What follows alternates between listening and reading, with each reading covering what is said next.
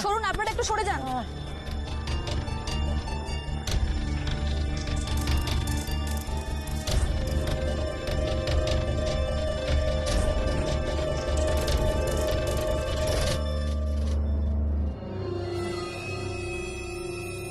আমাকে ক্ষমা করিস গৌরব, যদি এই অসুস্থতার ভান করে তোকে ওই চন্দনার হাত থেকে ফেরাতে পারি, তাই আমাকে এমন করতেই হলো।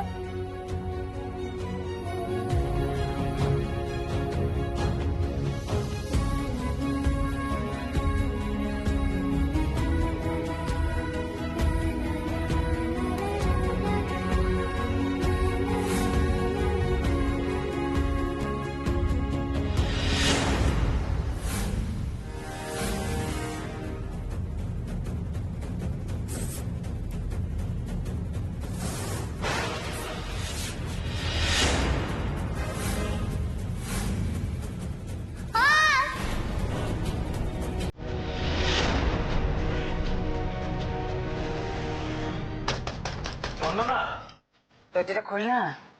চন্দনা মা, চন্দনা। চন্দনা, দরজাটা খোল না সোনা, দরজাটা খোল। জেঠু, জেঠুমণি, তাড়াতাড়ি করে নিচে একবার এসো। আবার কি হলো? কি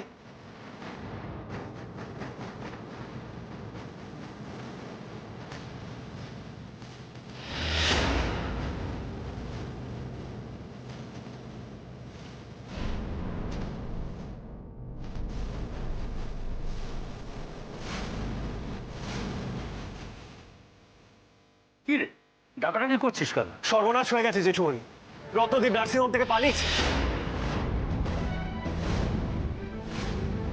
সে কি? খুব খারাপ হলো, এটা খুব খারাপ হলো। আমি একটা কথা বুঝতে পারছি না, নার্সিং হোমের অতগুলো লোক তাদের চোখ এড়িয়েও পালালো কি করে? তাছাড়া ওর তো সেন্সই ছিল না। চন্দনা, চন্দনা নিশ্চয়ই খবরটা পেলে খুব ভেঙে পড়বে। মোহনাও। তার থেকে অনেক বড় ক্ষতি হতে পারে। রত্নদীপ আমাদের সব কিছু জেনে গিয়েছে। ও যদি এখন আমাদের ক্ষতি করতে চায়, বিশেষ করে চন্দনার মেয়ে, না না না, আমাকে যে করেই হোক ওর খোঁজ করতেই হবে। দরকার পড়লে আমি এক্ষুনি থানায় যাব। জেঠু, জেঠু তুমি টেনশন নিও না, আমি নিশ্চয়ই ওকে খুঁজে পাবো। আগুন, আগুন! কোথায় আছো তোমরা? এসো! আগুন? আগুন লেগে গেছে ঠাকুর ঘরে, এসো!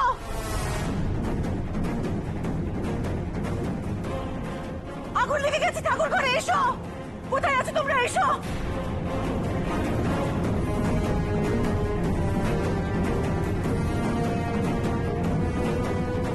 সরে আয়! কি করছিস কি? ধরবি না, একদম দাঁড়া। আমি কি যাবি না? সরে যা!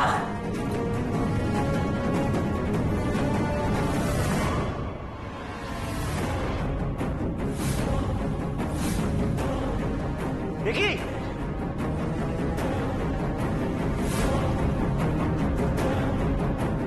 কি করে হলো? জানি না, আমি যেতে গিয়ে হঠাৎ দেখলাম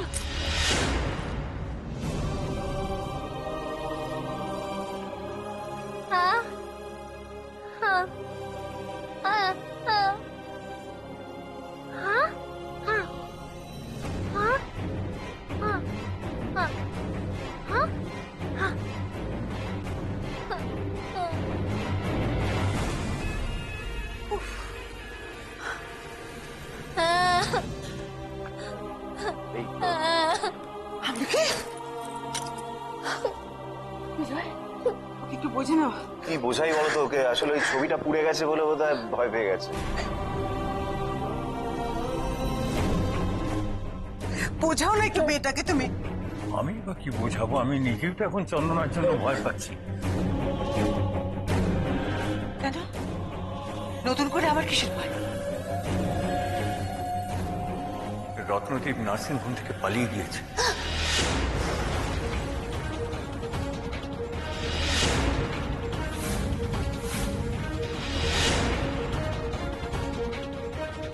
পালিয়েছে মানে? একটু আগে।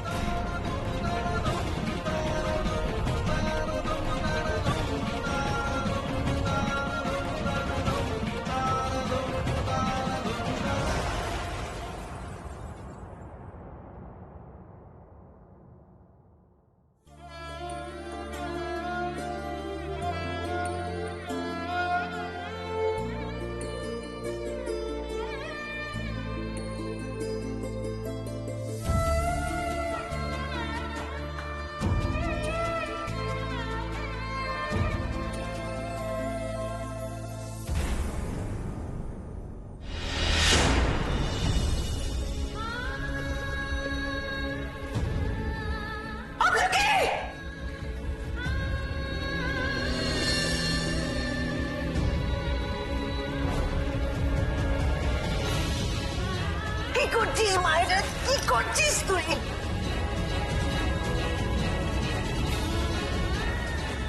মা গো, চন্দনার মেয়েটাকে খুঁজে পাবে কিনা জানি না, কিন্তু আমলকির যদি কিছু হয়ে যায় তাহলে তো। কিচ্ছু হয়নি। এই দেখ, এই দেখ, এটা ছবি, ছবি তো। এটা পুড়ে গেছে তো, যাক কিচ্ছু হয়নি। চন্দনা, চন্দনা, চন্দনার কিচ্ছু হবে না আমলকি, কিচ্ছু হবে না। এটা একটা হয়ে গেছে, দুর্ঘটনা হয়ে গেছে। ওটাতে কিছু ক্ষতি হবে না। চন্দনার কিচ্ছু হবে না আমলকি। আসলে আমলকি ভয় পেয়ে গেছে, ও ভাবছে ছবিটা পুড়ে গেছে, যদি চন্দনারও কোনো ক্ষতি হয়। না নিলয়, হবে না চন্দনার কোনো ক্ষতি, কিচ্ছু হবে না আমার চন্দনার।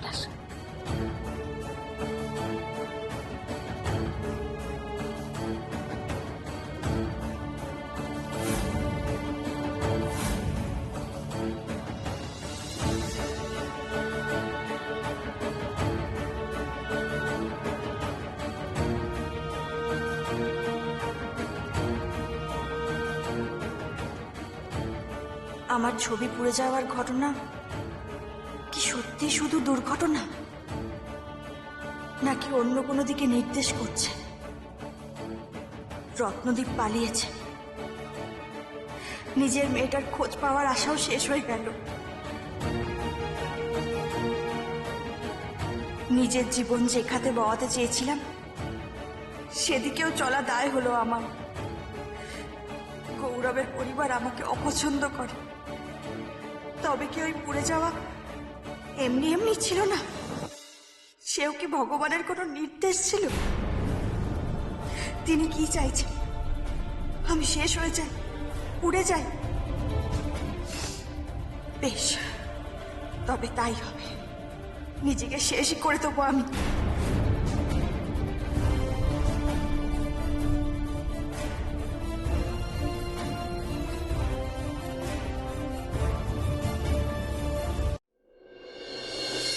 তোমরা একটু দেখো না বাইরে গিয়ে এলো কিনা। সংলাপ একটু দেখ না।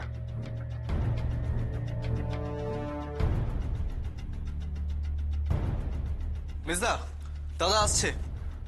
আসছে? চলে এসেছে। মনে আছে তো কি কি বলতে হবে?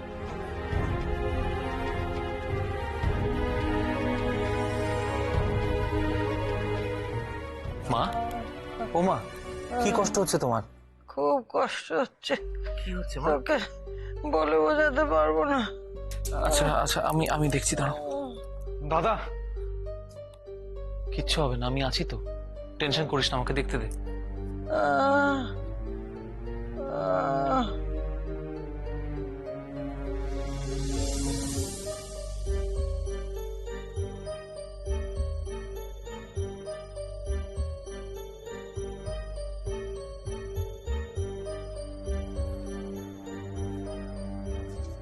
আচ্ছা বাবার কাছে কে আছে? দাদা, তিস্তাকে আমি রেখে এসেছি। মায়ের কি ভয়ানক কিছু হয়েছে?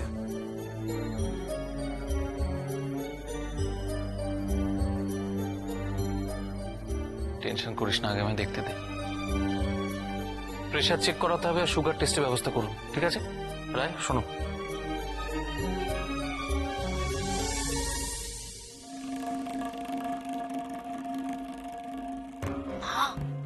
মা বলুন, কত দেরি করবেন?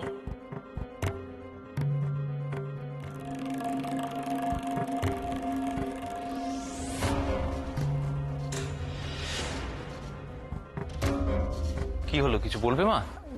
গৌরব, আমার এই অবস্থার জন্য ওই মেয়েটাই দায়ী।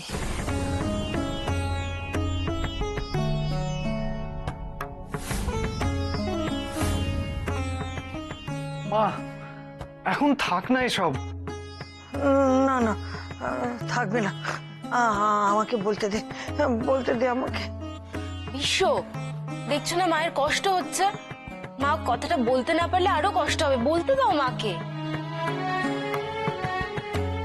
তুমি কি বলবে সেটা আমি জানি না, এখন থাক এসব কথা। আগে তুই আমাকে কথা দে গৌরব, তুই কিছুতেই চন্দনাকে বিয়ে করবি না, কথা দে আমাকে।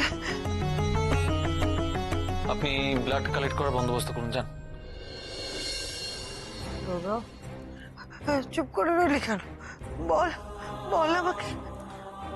মা, দাদা তোমার ট্রিটমেন্টের কথা ভাবছে। তোমার সুস্থ হওয়াটা অনেক বেশি জরুরি, তোমার জন্য, আমাদের সকলের জন্য। সংলাপ, দাঁড়ান, আমাকে বলতে দাও। বল বল, কথা দে গৌরব, কথা দে। কথা দাও গৌরব, একবার তুমি কথা দাও। তুমি এখন রেস্ট নাও মা। তুই কথা দিবি না, তাই তো? প্লিজ মা, উত্তেজিত হয়েও না। নিজের খেয়াল তো নিজেকেই রাখতে হবে নাকি? আর তাছাড়া তুমি ভালো না হলে বাবাকে দেখবে কে? ঘুমো মা, একটু ঘুমো, না ঘুমোলে হবে কি করে? রায়, ও গৌরব, আমি বলছি ওই মেয়ে তোর উপযুক্ত নয়। তুই কেন আমাকে কথা দিচ্ছিস না যে ওই মেয়েকে তুই বিয়ে করবি না? বল না, কথা দে গৌরব, কথা দে।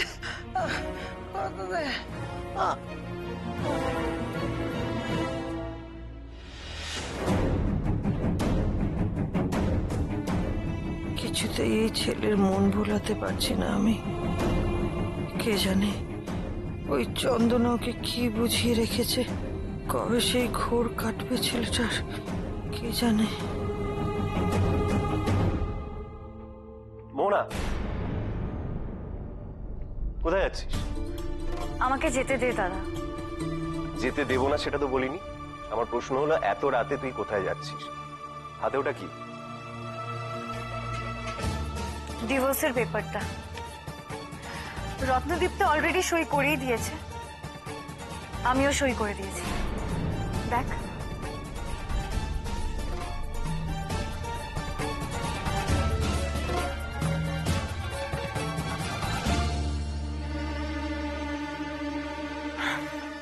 আমি ইনফ্যাক্ট এখন উকিলের সঙ্গে দেখা করতে যাচ্ছি। আমাদের কেসটা যেন কোর্টে তাড়াতাড়ি ওঠে সেটা এনশিওর করেই আমি বাড়িতে ফিরবো। কিন্তু কেসটা তো উঠবে না। মানে? কেন, মা তোকে কিছু বলেনি? মা মা কি বলবে? কি হয়েছে? কি গো, তুমি ওকে কিছু বলনি? না, বলতে পারিনি। কি করে বলি বলতো? আর এখন তো নিজেই উকিলের কাছে যাওয়ার জন্য তৈরি হয়ে গেছে। তোর জন্য অপেক্ষা করছিল, তুই আসিসনি। মা প্লিজ, মা উল্টো পাল্টা কথা না বলে বলো না দাদা, কি বলার জন্য বলছে? শোন, মাথাটা ঠান্ডা কর, আমি বলছি। রত্নদীপ হাসপাতাল থেকে পালিয়ে গেছে।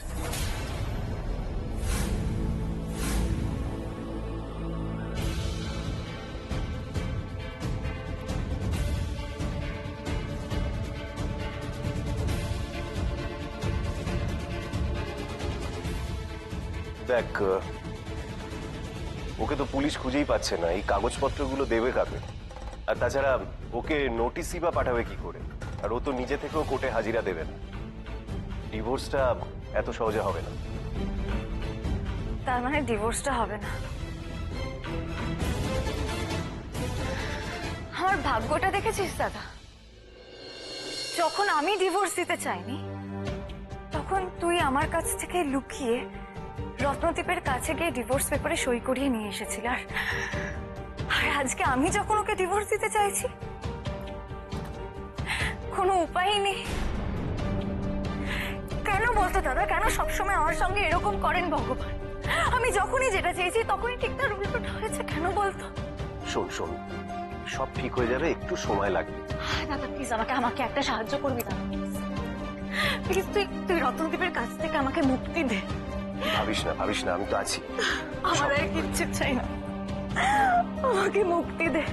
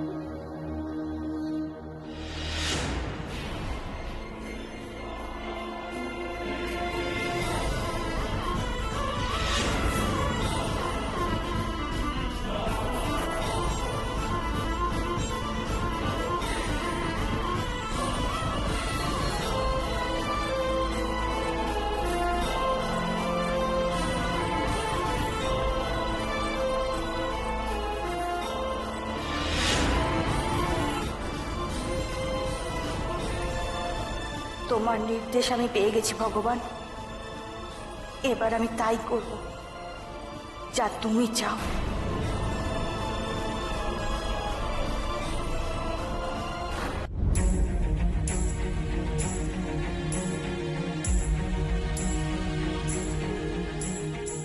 আমি তোকে বলছি, কোনো বিধবা মেয়ে বাড়িতে বউ হয়ে আসবে না। এ মেয়ের অনেক গুণ আছে, খুব বুদ্ধিমতী মেয়ে, সুন্দর জাল ছড়িয়েছে। নিজেকে চাপিয়ে ক্ষান্ত হয়নি, আর একটা বাচ্চার দায়িত্ব তোর ঘাড়ে চাপাবার চেষ্টা করছে।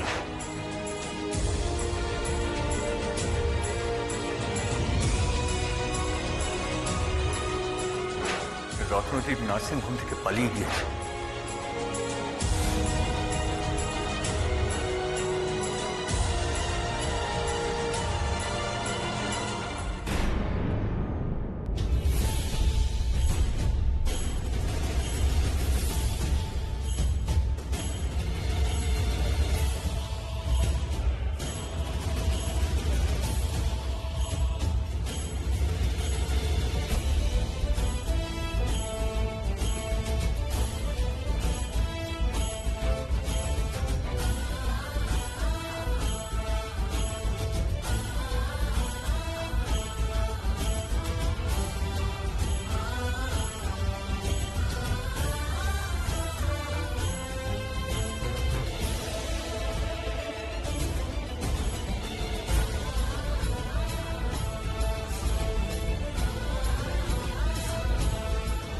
আমার থেকে অনেক অনেক অনেক দূরে চলে যান আপনি, যাতে আমার ছায়াও আপনার উপর না পড়ে। দূরে চলে যান, আপনি দূরে চলে যান। মুক্তি চাই, এই জীবন থেকে মুক্তি চাই আমি।